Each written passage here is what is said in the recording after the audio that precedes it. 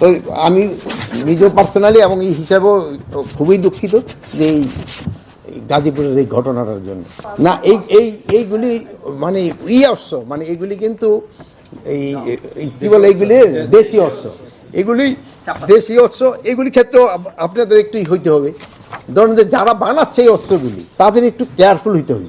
এখন কিন্তু যারা বানাচ্ছে আমরা তাদেরও নিয়ে আসতেছি, তারা জানে এই অস্ত্রগুলি কারা ব্যবহার করে, এইগুলি ক্ষেত্রে এই যে কারা ব্যবহার করে, এখন যারা এটা করছে এগুলি আমরা তাদের আইনের আওতায় নিয়ে আসতেছি। আর আপনি যেহেতু এই প্রশ্নটা উঠেছেন, আরেকটা প্রশ্ন তো হয়ে গেছে যে আমরা এই আমাদের যে হাতিয়ারগুলি হারাই গেছে এগুলির উদ্ধারের জন্য আমরা একটা সার্কুলার দিচ্ছি এবং আমরা একটা প্রাইজও ডিক্লেয়ার করতেছি যে ইনফরমেশনটা দিতে পারবে তারা আমরা একটা কত টাকা দিতে পারি, ওরকম একটা নিজেদের ভিতরে আমরা একটা কমিটি করে আমরা হয়তো 2-4 দিনের ভিতরেই হয়তো মিডিয়ায় দিয়ে দিব।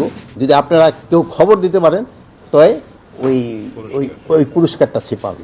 700 কত রাজনী মৎস্য বুঝি একটা তথ্য আমার নাই, যেহেতু বিভিন্ন জায়গা থেকে হারাইছে। আমরা চার্জশিটটা যত দ্রুত দেওয়ার আমরা চেষ্টা করতেছি, যত দ্রুত দেওয়ার যায় আমরা চার্জশিটটা দ্রুত দিয়ে দিব, যেহেতু আরও কয়েকটা কিন্তু আসামি ধরা বাকি রয়ে গেছে। আমাদের প্রায় 700-র উপরে অস্ত্র বাইরে রয়ে গেছে অনুমান। আমি এটা কিন্তু অ্যাপ্রক্সিমেট, আমি অ্যাকচুয়াল নাম্বারটা আমার কাছে নাই।